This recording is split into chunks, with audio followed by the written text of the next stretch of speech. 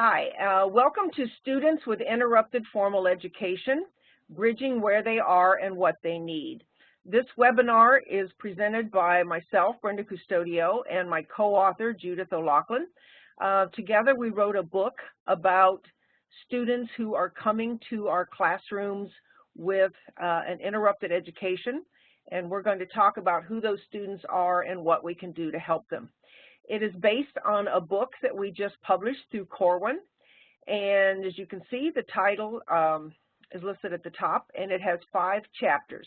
The first chapter talks about who our SIFE students are and what kinds of issues that they come to our classrooms with. There are 2 main groups that we have coming with interrupted education. First and the largest group are our Latinos. And we also have a number of students who are coming as refugees who have a unique set of needs. And we're going to conclude the webinar today with looking at some kinds of supports that we can give these children to help them to be more successful. So we're going to give you suggestions for social and emotional support, which would be both in the school and outside of the school, and also academic supports, which includes programming and curriculum. So here you see the faces to go with our voices. I'm Brenda Custodio. I'm from Columbus, Ohio, and I worked in the school system here in Columbus for about 30 years, working predominantly with refugees. About 25% of our students were Latinos, probably 50 or 60% refugees, and then some other immigrants mixed in. I've worked as a classroom teacher at the middle and high school level, a district person working with our secondary teachers, and a district administrator working in our newcomer program. And right now I work doing teacher preparation for pre-service teachers on their TESOL endorsement. And then I'm going to let Judy introduce herself. Hi, I'm Judith O'Loughlin, and I currently live in San Ramon, California. Originally a teacher in New Jersey for English language learners from grades K through 8 in a small town in northern New Jersey, as well as an adjunct professor at New Jersey City University, preparing pre-service teachers to work with bilingual special ed students. So I've taught for approximately the same time as Brenda, about 30 years as an ESL, and also a special education teacher for English language learners. I've worked with newcomers, and I've worked who are limited in their background in learning English, as well as students who've come to the United States with an uninterrupted education. And I currently do teacher training online for pre-service teachers, as well as conduct workshops on sheltered instruction, working with newcomers as well as other learners who are here in our schools in throughout the United States. Okay, so we have 3 objectives today for our webinar. First of all, we just want to give you some basic background knowledge on SIFE and which students are the most likely to fall into that broad category. We're going to give you some information about why students are coming to our U.S. and our Canadian schools with interrupted education. And most importantly, we want to offer some suggestions for providing academic and emotional support to those SIFE learners. So we are going to start off looking at some acronyms. SIFE, which is the acronym that we use in our book, stands for Students with Interrupted Formal Education. It is popular in New York and other areas in the East Coast. It's probably been around for maybe 15 years. The second one, which is actually a little bit older than SIFE, is LFS, and that stands for Students with Limited Formal Schooling. And that was still used today in the Midwest and the West, although SIFE and SLIFE have both probably taken over in more common usage. And then the third acronym is SLIFE, and that stands for Students with Limited or interrupted formal education. So it's kind of a combination of those other two. It was coined by Andrea DiCaprio in 2009 in a book that she published, and it is becoming probably more popular than the other two at the current time. Our definition of SIFE actually came from this book from David and Yvonne Freeman, which was published in 2002. It's called Closing the Achievement Gap: How to Reach Limited Formal Schooling and Long-Term English Learners. So they're one of the experts that really started the study of this field, and we use their criteria when we think about who is a SIFE learner. So they said that SIFE learners fall into this general category. Usually they're recent arrivals, often the first 2 to 3 years in the country. They're going to come with interrupted or limited schooling. Some of our children come and have never been to school, especially some of our refugee students. But most of our students have some education, but there's a gap of some kind. So it could be a year, it could be 5 or 6 years of interruption in their schooling. Most of these children are going to come with limited native language literacy. And those of you who have been teaching in ESL for a while, we know that those children who come with a strong literacy background are the ones who make progress the fastest. Students who have this limited native literacy, those are the children that are going to have more issues. We have found that most of these children are also going to be below grade level in math, some of them significantly below, and this becomes a huge issue when they get to high school.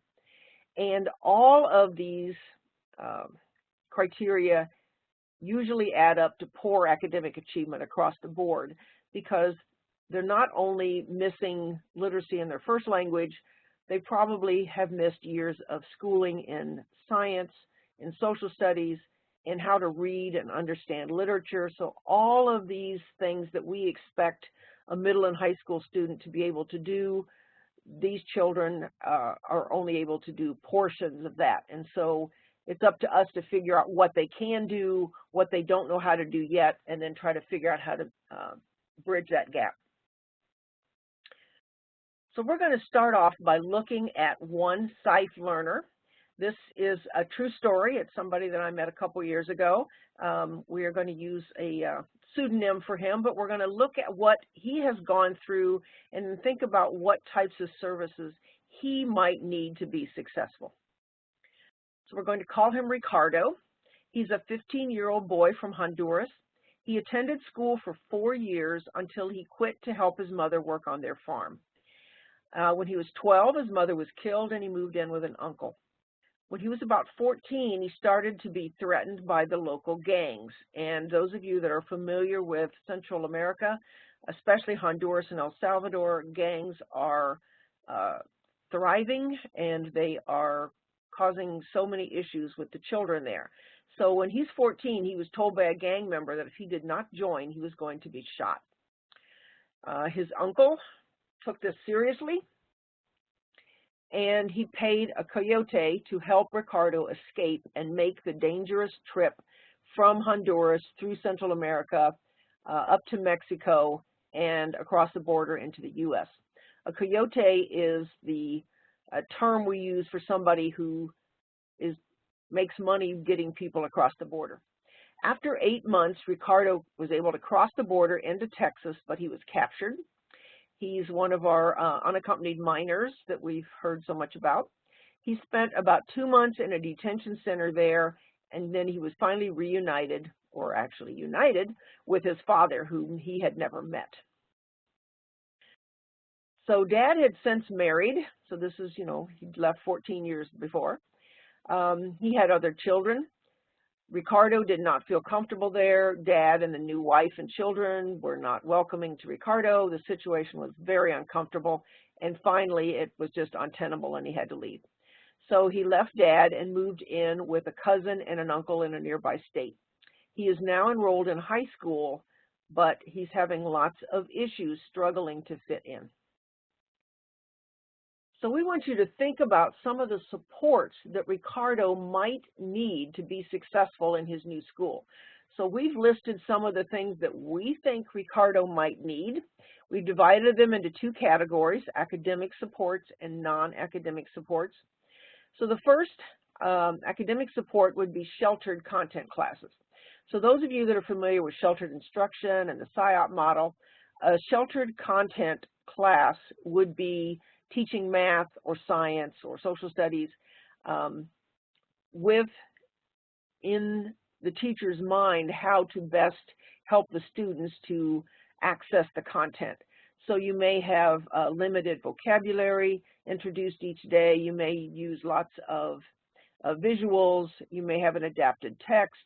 You may do lots of grouping. Those kinds of things would be what is going to help Ricardo to make this adjustment to this new school. It would be wonderful if he had a first language literacy class, because his Spanish, if he only went to the 4th grade, is going to be limited in his ability to read and write, and we know this affects his ability to also be proficient in English. He obviously needs an English as a second language class, and he's probably going to need some tutoring to help him to catch up during and after school. Then we've also listed some non-academic supports that Ricardo is probably going to need, because even if he had a grade level education when he came to the U.S., this boy has been through a lot. He is now with his 4th family at the age of 14. He has lost his mother, and now he's lost a father that he never even knew. Lived with 2 different uncles, so he's got a lot of baggage that he's bringing with him to the classroom. So he needs some counseling, probably for his trauma and his grief or his adjustment. We need him to see that he does have internal resources and how he can tap into those. He's been dealing with a lot of issues, and we want to help him to see that he has some strengths that he can use to become more successful. His whole family now might need counseling to deal with all the problems of this new blended family. And he's probably going to need some legal assistance with his immigration issues as an unaccompanied minor.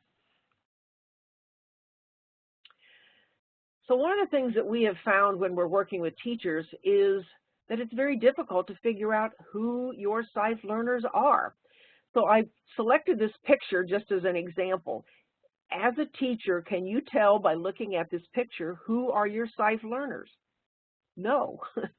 We can tell who are Latinos maybe, or you might be able to tell who's a refugee, but that doesn't necessarily mean that they've had interrupted education. So we need to find another way to determine who our SIFE learners are so that we can best meet their needs. So one of the suggestions we have in our book is that you add a component to your enrollment in which the family is asked questions about previous educational experiences.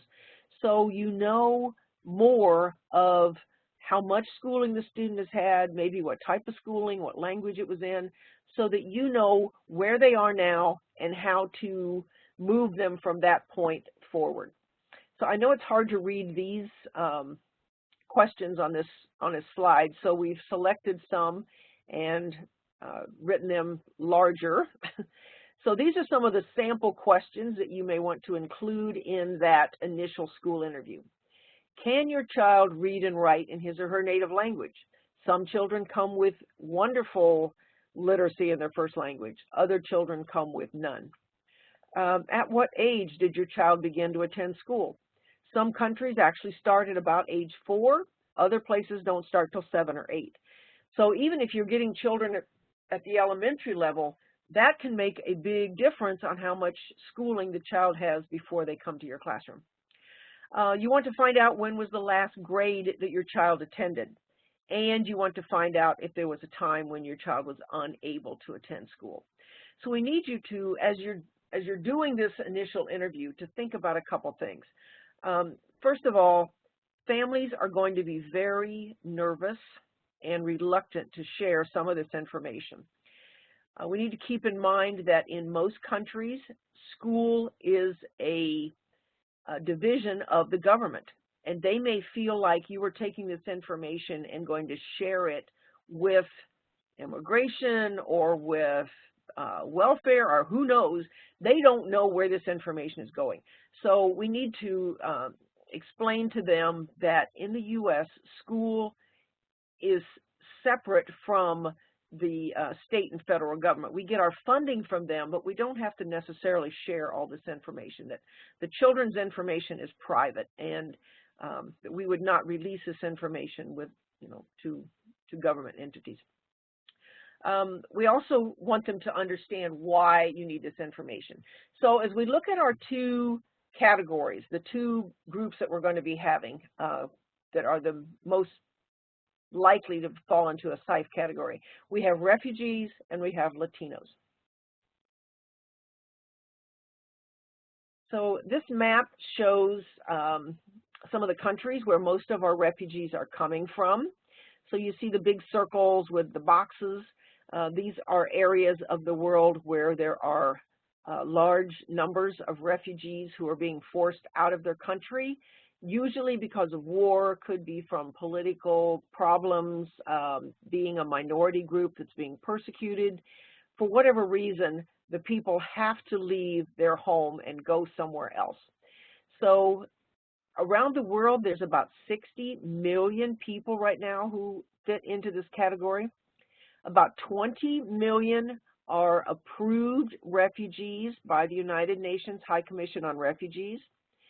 The rest may have had to leave their home but go to a different part of the country, and they're called displaced persons.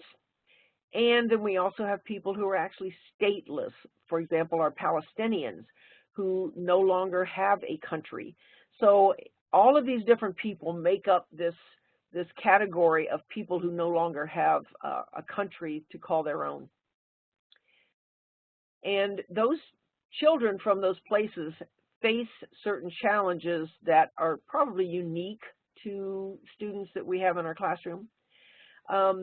They may have had time spent without an education in their home country before they even left, because often when they're leaving because of war, you don't just, when the war starts, you don't just get up and leave your country right then.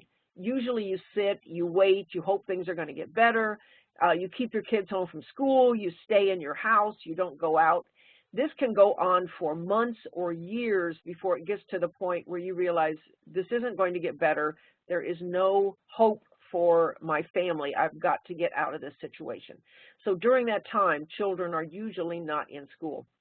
Then they flee and go to the relative stability of a refugee camp. Again, this can be months. It could even be years getting from the home, the original home, to the new refugee camp.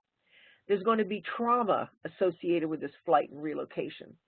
Once they get to the camp, there are very limited opportunities for education. Some of the camps have schools. Some have very limited schools. Only about 25 to 30% of children in refugee camps actually attend school for whatever reason. It could be they're too far from where the people are staying. It could be dangerous. Even when they offer school, they're usually overcrowded. Some places, for example, in Thailand, every school is outside, so if it rains, there's no school.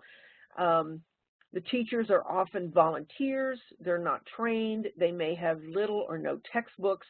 The children often have no paper, no pencils.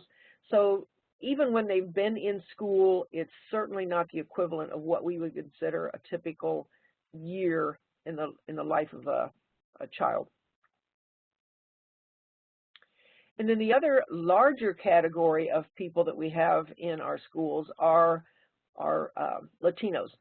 So many Latin American countries have only 8 to 9 years of required or compulsory schooling.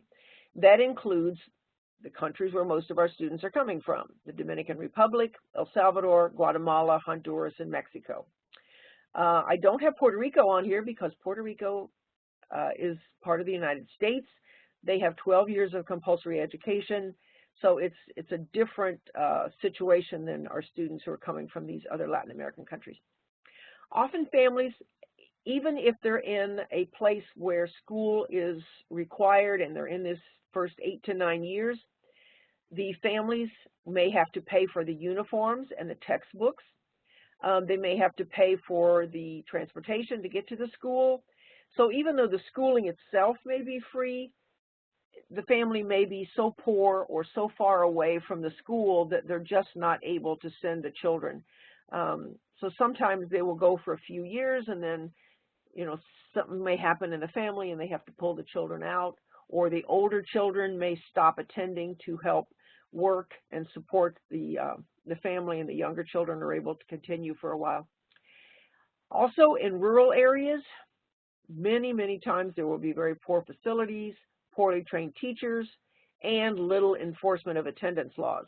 So even though there may be 8 or 9 years of compulsory attendance required, especially in rural areas, nobody's going around to make sure that the children are actually attending school.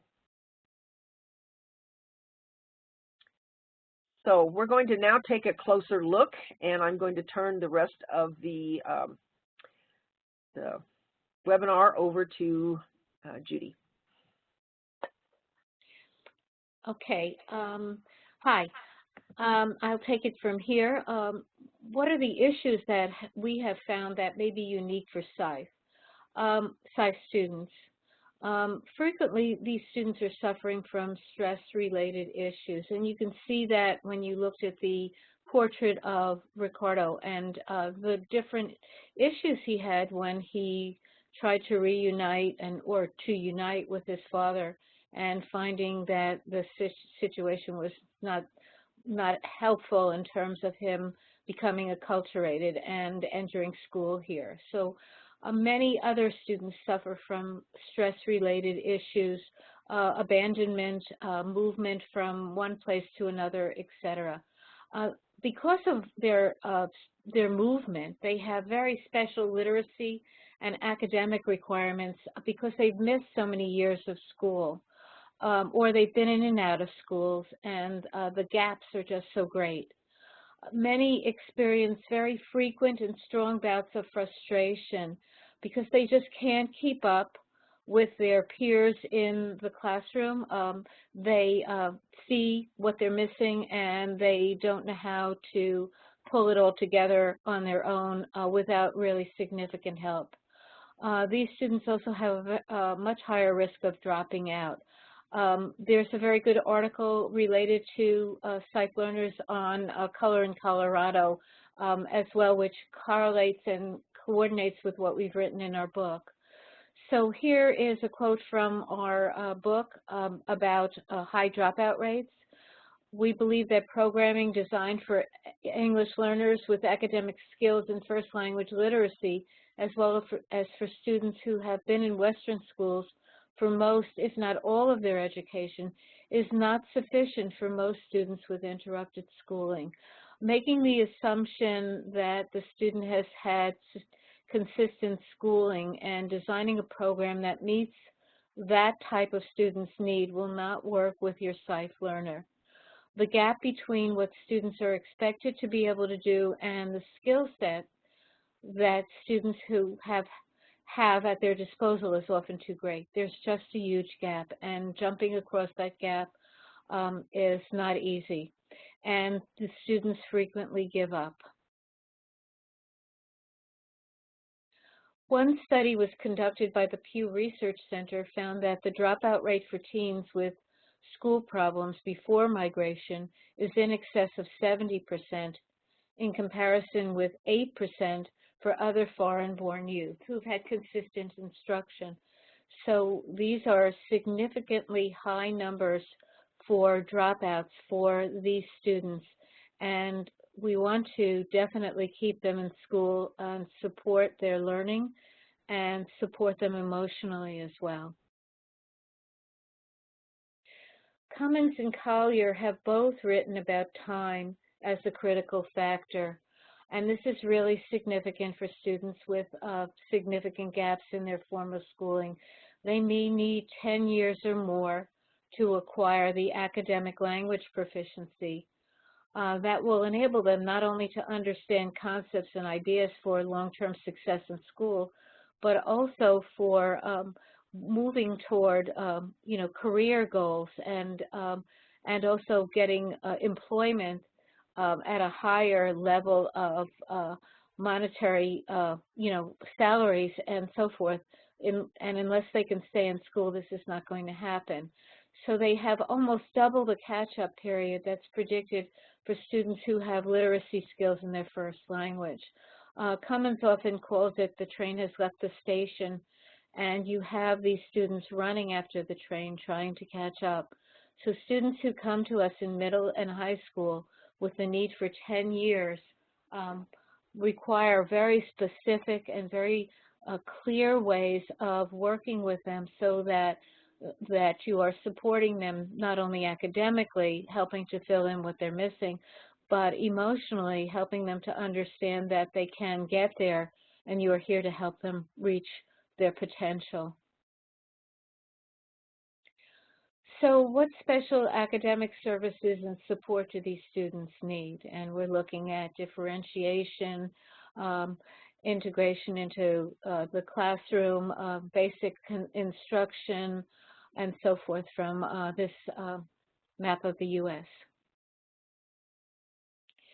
So first we're going to look at 3 levels of support. The first would be district level supports. One thing you want to do is bring everyone on board when you have SIFE students, and that means from the district level on down to the classroom level. You want to include training for all personnel who will have any contact with the SIFE learner. You want to develop an atmosphere of acceptance that your school respects diversity and looks at it as an asset in the classroom and in the building.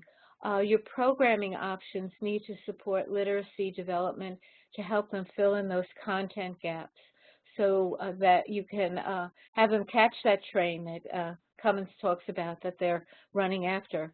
You want to provide lots of expanded learning opportunities such as after school and Saturday classes, summer school, or one-to-one tutoring. And we included in our book a few examples of some of these expanded learning opportunities that we discovered were in existence around the country.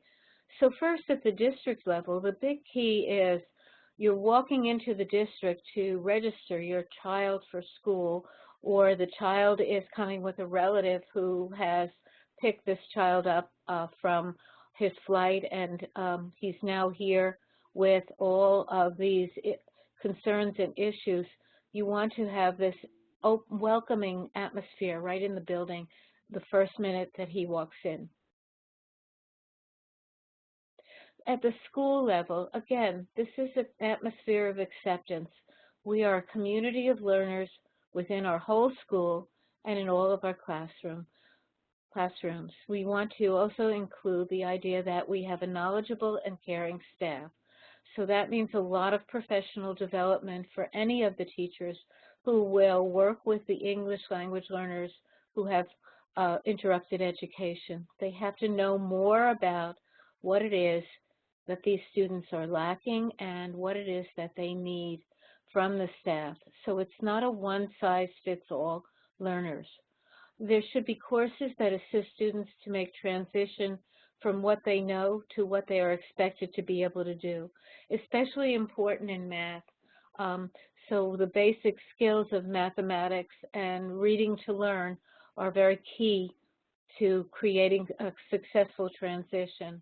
The scheduling options for high school students may need to include an option for students who work, so that possibly students can go to school in the morning or up until, say, 1 o'clock, and then after 1 o'clock they can go and work and help support their families, so that we're looking at them not in our traditional way of running an 8 to 3 school or a 7:30 to 3:30 school, but that these students are needed to help support their families. And maybe that's the option that will keep them in school so that they can learn enough to be successful once they graduate, and helping them to graduate as well. The classroom level supports need to look at the student to know what he knows already, he or she knows already, so that you can activate their prior world knowledge, which they can then bring to whatever lessons you are going to introduce and whatever strategies you are going to introduce in the classroom to help them learn. Taking that from activating prior knowledge to building background. So these are two different things. One, you want to respect and know what the student knows already, and then you want to build background so that you are addressing the gaps that the student may have in his understanding of your lesson. So you're not jumping into your lesson, you're finding out a lot more about what you can do to set a foundation before the student actually goes into the lesson. Your lesson should have visuals whenever possible.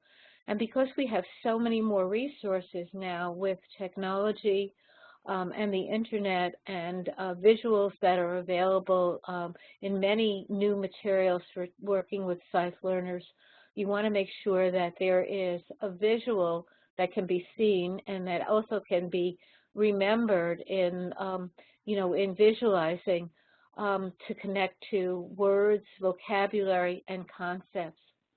You want to choose support materials that are grade appropriate, but they're also visually appealing. And really looking carefully at the materials that are out there and looking to see that the visuals are very much age appropriate.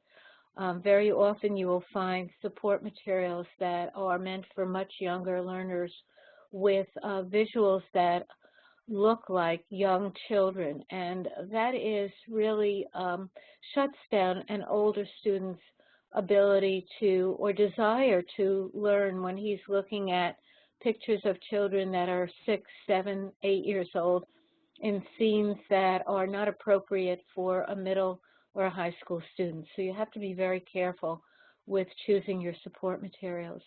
You want to also include a lot of hands-on materials and group work so that oral language academically is developed. Oral language, academic language is really important to moving forward in learning. You want to kind of chunk and limit the amount of new information presented. I know that teachers are all under the stress of, meeting deadlines by completing units of instruction, but looking only at deadlines rather than looking at the needs of the student is not going to work together. So you want to limit the amount of new information that you present to your student and make sure that it's understood, and loop it. Go back from your new information and that you've already introduced, and then bring it into the next piece of new information, so that you're constantly like a chain connecting what you've previously taught to what you will teach now. So you're, again, activating prior knowledge about what you've taught, and then you're building background for new knowledge. And I would visualize it, again, as kind of a looping chain so that nothing is ever taught in isolation. It's linked from one to the next. You want to use frequent informal comprehension checks. And these can be anything from tickets out at the end of a lesson.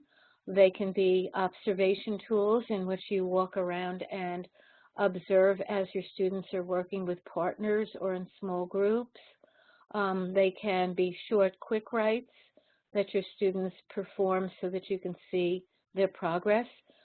Keeping anecdotal notes and folders of previous work will be helpful in terms of looking at comprehension checks.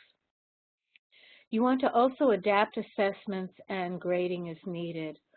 Again, you're not looking at your typical English language learner. You are looking at a learner that has had significant interrupted education, and so your grading may need to be modified.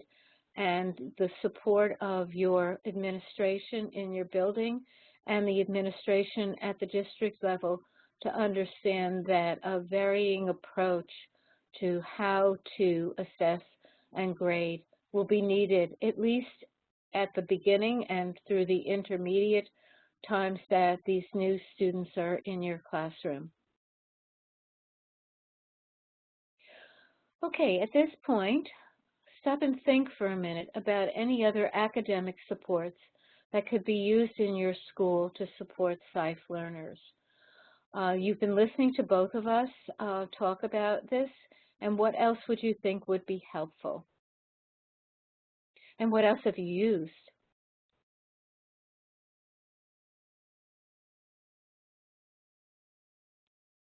Okay. So we've included in our materials something called our lesson plan tool.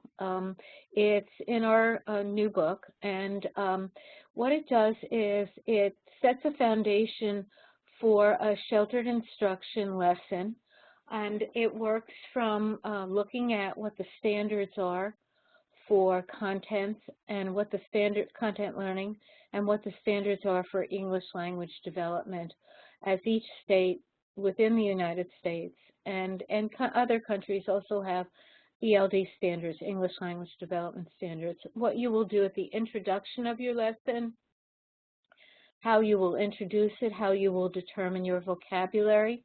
And if you look below at the key vocabulary, you can see that we've listed only 5 words. Usually 10, 12, 15 words are introduced in a lesson about the vocabulary. They're revisited as you go from lesson to lesson, but this is a vocabulary overload.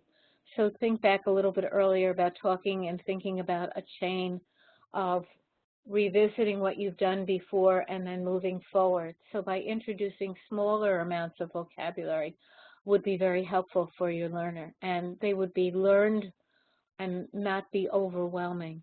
How you would deliver your lessons, how you would build background, and how you would understanding, and then how you would wrap up your lesson. So this is a modified lesson based on sheltered instruction and SIFE protocols. The other thing, as I mentioned earlier too, was what are you looking at in terms of how the student is doing.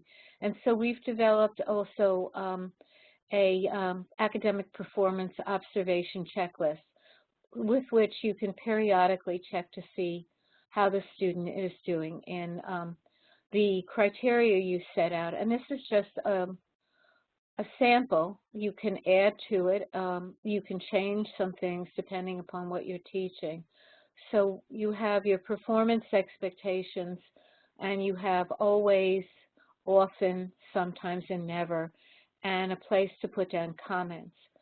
So observing your students and having one of these for each of your SIFE learners available to you on a clipboard, weekly, will give you some idea of how your student is performing, so that before you're actually grading, you're looking at what they can do, what they have, what they're secure in what they can do, which is your always, and then your shades of gray from often to never, and what you need to do in terms of adapting your lesson to their needs and revisiting some parts of your lesson.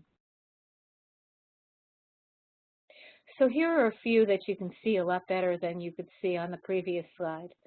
So can they use content vocabulary orally or, or in writing sentences? Are they able to use their vocabulary so that accurately so that you know that they understand the new vocabulary they're learning? Can they retell events accurately in sequential order, either in first language or second language? Can they do it in their own words? Can they do it with manipulatives? Can they do it with sequence drawings? Can they do it with sentence starters or sentence frames that they put in order? Retell is a really important task and ability, not only for very young learners, but for learners throughout their school years, so that you know that they understand the concepts and can retell them in sequential order, and so that they're able to understand the evolution of a concept or an idea, not only in language arts, which might be stories or plays or poems, etc., but in mathematics, there's a sequential order to problem solving. In science, steps in an experiment, or in social studies, historic events that are really important to note how students can retell. And the last piece of an example is they can make text connections. They can make connections between picture books, for example, and other readings. Both Brenda and I use a lot of picture books when we do teacher training and modeling of how picture books work along with content classroom materials. Internet sites, videos, visuals, class discussions, can they make those connections, which again brings you back to the idea of that chain of looping back and forth between what you've taught and in previous lessons and what you are now teaching, and being able to make those connections. Okay, we also have included school climate components, and we looked at the idea of social and emotional on the key ideas of a socially and emotionally appropriate classroom, and then creating a plan for social and emotional acceptance of all the students in your classroom. And then not only being open to understanding and empathetic, but also it's a combination of empathy and setting guidelines that indicate that we have high expectations for you as a learner, but we also have boundaries. And so all students have boundaries and high expectations, but we are empathetic to your needs, and we are open to when you need to talk to us as teachers about things that are confusing, things that are frustrating to you. So it's a combination of being open to social and emotional needs, and really being observant of social and emotional needs in your classroom, not only when students come to you, but when they don't come to you, and you're able to see what's going on in your classroom. So you want to set a plan for understanding your students, as well as guidelines for, we're here to teach you, we have high expectations for you, and we're here to support you as a learner. But there are rules and guidelines for what you're expected to be able to do. So some of the non-academic supports include that you want to have an atmosphere of acceptance, not only in your classroom, but throughout the school. And I'll go back to that term again, community of learners. You have a community of learners within your classroom, within the building, within the district. You are accepting not only in what you say, but how your building looks and how your classroom looks, that students should see that as a non-traditional student, that their culture and their background and their languages are part of your community of learners. We're not only looking at the native English speakers in our school, we're looking at all the mosaic of all our learners. Again, schedules that accommodate students who work, connecting to social services for those students who are undocumented, for counseling, housing, and food, and so what their needs are, so that they do not feel threatened or at risk, so that they have support within the school and outside the school. Health supports for students with no insurance. The school nurse can be very helpful with this in terms of connections beyond the initial screenings within the school. Often schools have a dentist who comes in once a year. The nurse does vision and hearing screenings. And so there's supports for those students who may have issues that are undetected when they first arrive. And then, of course, follow-up to emergency care. So you want to have also non-physical supports, such as the feeling of belonging. I'm part of a bigger community that supports me. I'm different, but I'm accepted in this community. And building resilience and helping with adjustment. So here are the factors that impact the need for resilience. One of our chapters deals solely with building a resilient community of learners. There has been a lot more written about resilience for native English speakers recently, and very little written about English language learners and SIFE students. And we felt this was really an important part of our book to include in, talking about what is resilience and what can you do to help build resilience. So here are some of the issues. Poverty. Your students may come with very, very little, maybe just the clothes on their backs, or, just a few things. I remember stories from many years ago when I was a student, and some of my professors were, as children, had left Cuba, and they came only with the clothes on their backs, and some children came without shoes and came to America. So you want to really know, you want to really be aware of what they need. Societal violence, possibly because of the fact that they do not have a lot of money when they come. They may live in very dangerous neighborhoods, and you want to be aware of that when you're working with your students. Domestic violence, if there's somebody in the home or in the extended family that is, there are fears for these children. Drugs, their immigration status, bullying within the family, outside of the family, within the neighborhood, within the community, and within the school. You want to be aware of any incidences of bullying, and you have to be very observant. Homelessness. Are these students, have they lost their apartments? Are they living in a car? Are they living in a shelter?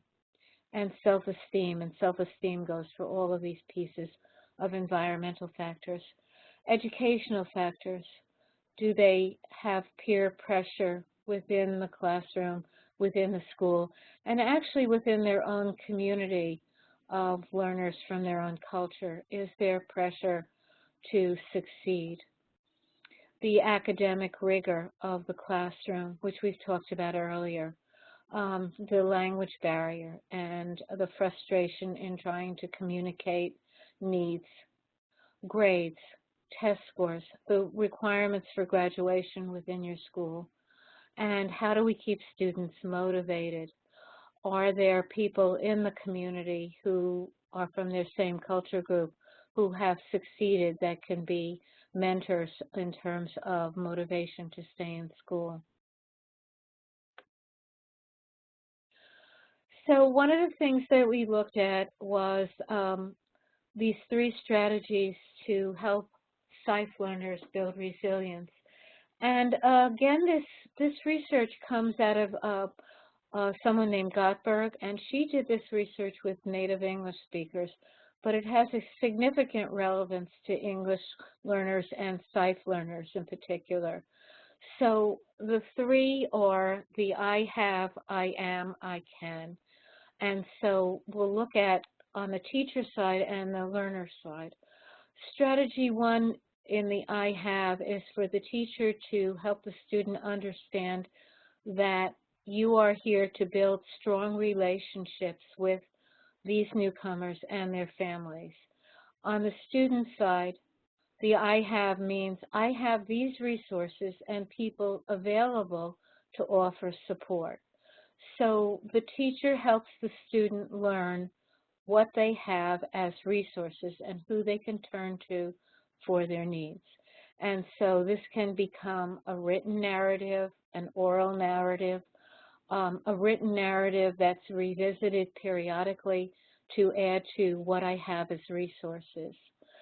Strategy number 2 is the power of the narrative, or the I am. What are the positive characteristics that the newcomer sees in himself? And the student helps the student writes about his own feelings of what I have that makes me unique and special as a learner. What do I see as the qualities in myself? And the teacher helps the student in writing this narrative of who I am and what I have that are special to my qualities as a person, not only academically, but what I have in terms of myself as, what I can do at this point in my life. And again, this is something that you want the student, it's a journaling, and you want the student to come back to it and resource it and write more and add to it. Strategy 3 is about problem-based models of instruction, about the I can. So what can the student do when they have problems? And that's the I can. They learn the skills that they have to use to deal with social interactions, solving problems not only in the classroom but socially in the cafeteria, in interactions with other students. Who can I turn to for help? And what are the skills that I've learned that I can use to help me when I have a problem, for problem solving? So you have the I have, I am, I can, which can be part of a two-way journal between the student and the teacher, or a private journal that the student keeps and continues to add to for his I have, I am, I can. This resource is something that I have seen, and the list is down below, but it's based on the I am, I have, I can. And so if you look around this wheel, you'll see the ability to problem solve, which is part of the I can, which I mentioned just a minute ago. Self-belief, which is the I am. A sense of humor, which would also be the I am. You have to have a sense of humor about the mistakes you have made. I used to, when teaching newcomers, I started a book which we called The Mistakes That I Made in English and How I Mixed English and My Native Language, and we kept a dictionary of all the examples of the mistakes that I made, and then drew pictures about it, and we periodically referred to it and looked at it in a humorous vein that, look, I used to make this mistake, but now I don't make that mistake anymore. And so I know the difference between what this word is in my native language and what the word is in English. The social supports in the school, the I have, and also the I can, who I can turn to when I need help. But I have these people, and if I have a problem, who can I turn to in terms of friends, family, and inside and outside of the school. Self-control, which is the I can, about problem solving. Emotional awareness of the I am, who I am at this point, and how I am changing over time. And a good attitude toward life, what I can do, who I am, and what I can do at this point. So this is a really nice way of looking at what resilience is, expanding on the I have, I am, I can. Both of us have used a number of picture books as well as easier to read books about migration narratives. And we've both recently read an article from the Journal of Adolescent and Adult Literacy from the International Literacy Association, in which the professor had all of her students read a migration narrative and then write their own migration stories. So I think that goes along very clearly with the I am. People are generally familiar about Malala and her quest to have schools for girls, and what she went through and the hardships she faced when she was shot, and her long road to recovery, and now her work towards improving the education of girls. Nelson Mandela's story about his long walk to freedom, and most recently Francisco Jimenez, who wrote The Circuit, was his first book about being a migrant child coming to California illegally and working the circuit with his parents, and actually being deported at least once by ICE, who came into his classroom and took him and his brother out of the school they were attending and sent them back to Mexico. He's now added 3 other books to finish, I would call it the circuit in total, which finishes right up to what he is now as a professor at Santa Clara University in Santa Clara, California. So these are all good books.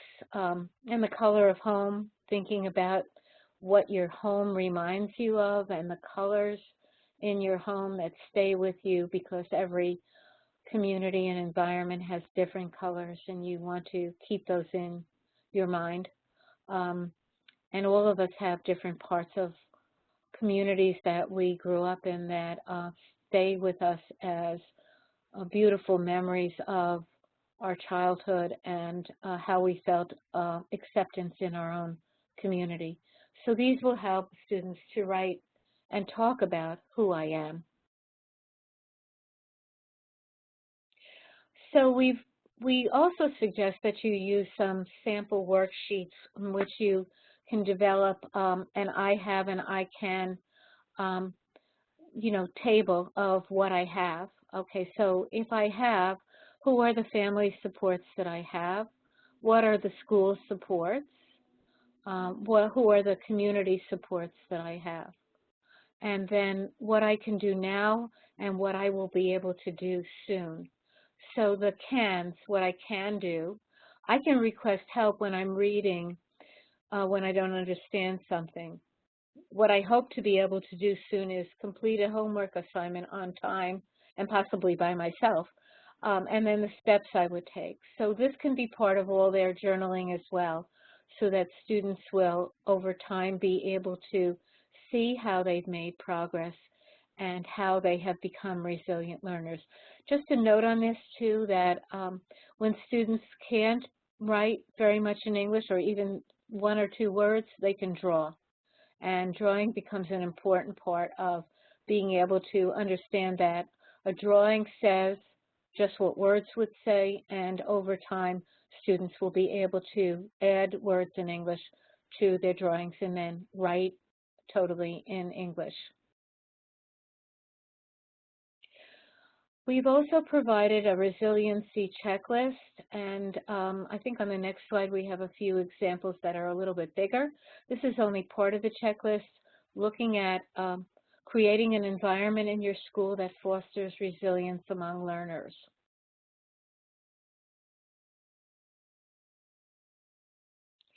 Okay, so stop and think about what you now know about SIFE learners that you didn't know before viewing this webinar.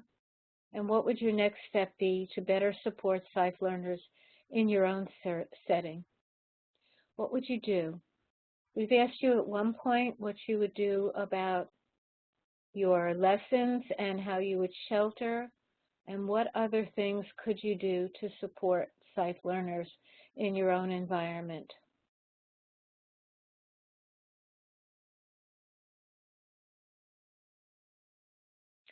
Okay, I think I'd like Brenda to come back in at this point, because we just want to let you know this is our book, and you can reach Brenda at her email address and me at mine.